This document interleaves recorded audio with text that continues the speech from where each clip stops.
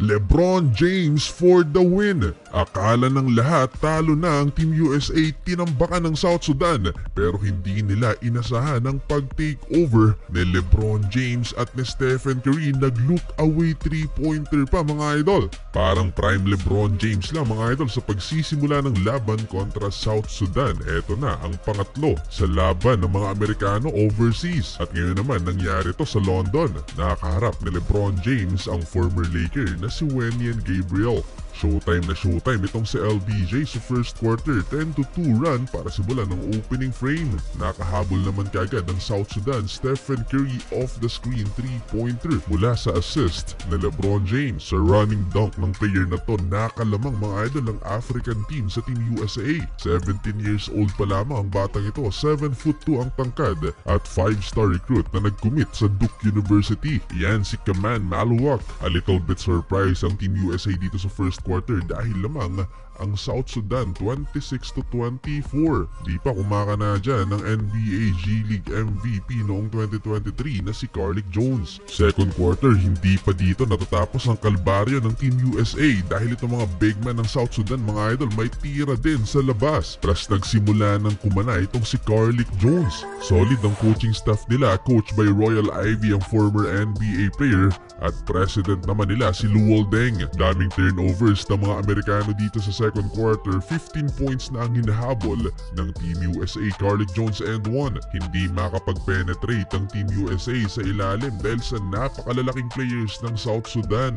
Hindi pa rin nakapaglaro si Kevin Durant due to injury pero nakasali na sa team practice ng Team USA. Solid ang defense dito ng South Sudan. Madalas ang double team nila kaya nagko-commit ng turnover itong mga Amerikano. Nag-iisang active NBA player nila itong si JT Thor. 16 points ang biggest lead ng South Sudan sa first half dito sa Team USA. Si LeBron James lang halos ang kayang makipagkalabawan dito sa mga malalaking player ng South Sudan.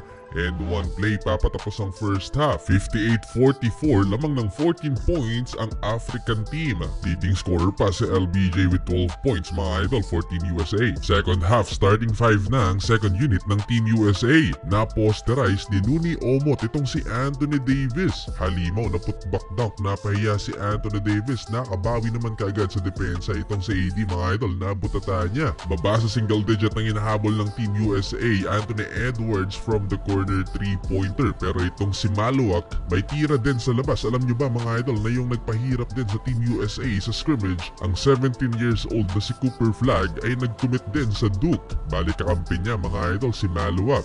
Nag-aala Stephen Curry naman itong si Mariel Shayok. So far 5 3-pointers na mga idol. Nakasagot ng 3 din si LeBron at napakagandang assist sa backdoor cut ni Jrue Holiday. Under 3 minutes remaining, Stephen Curry look away 3-pointer kontra sa 7-footer 17 years old. Nagsisimula ng uminit ang Team USA, ni-lockdown din ni Jrue Holiday ang point guard nitong South Sudan at nagresulta yan sa and one opportunity ni LeBron James. Dinakdak na at eto pa flex na si Lolo Bron. Hindi na nag-relax pa ang Team USA, seryosong laban na dito sa second half. Napaka-solid ng depensa ni Jrue Holiday mga idol. Total lockdown ang ipinakita niya sa South Sudan.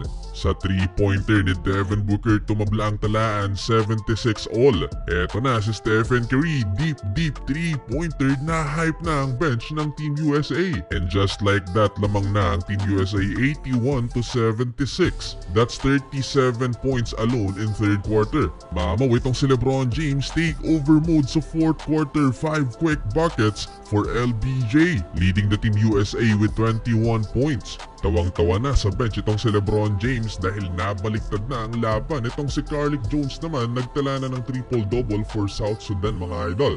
Down the stretch lamang na ng 7 points ang Team USA. Grabe yung hustle ni LeBron James, talagang sumasabay sa depensa. Hindi pa tapos ang laban last 2 minutes dahil itong si Shayok na ipasok ang kanyang pang-anim na 3-pointer, 99-95. Last 49 seconds, Shayok again, 2-pointer, 99-97. And from the corner, JT Thor of the Charlotte Charlotte Hornets take back the lead for South Sudan 100-99. And last 20 seconds, masasagot na ang katanungan kung sino ang titira para makuha ulit ng Team USA ang kalamangan.